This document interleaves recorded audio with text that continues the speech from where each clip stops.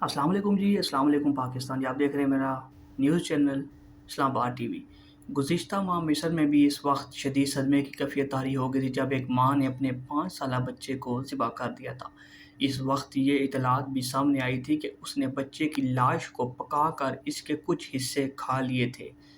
साथ ही ये अफ़वाह भी फैली थी कि खातून किसी नफसियाती आर्ज़े में मुब्तला थी।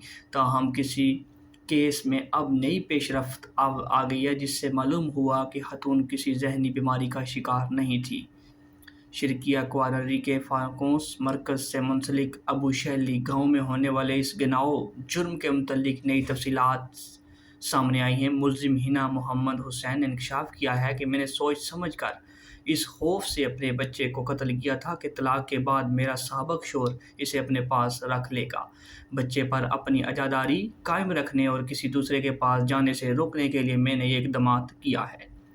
उसने मज़ीद बताया कि बच्चे को मारने के लिए एक कुल्हाड़ी तैयार की जो इसके घर में थी।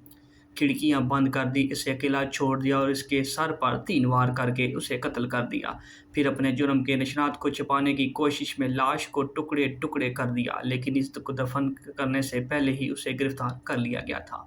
मज़ीद बराह तहकीकात से मालूम हुआ कि इसने कोई नशा आवर चीज़ इस्तेमाल नहीं की थी। इसके घर से ज़ब्त की गई अद्वियात में ज़हनी या असाबी सेहत के हवाले से अद्वियात मौजूद नहीं थी।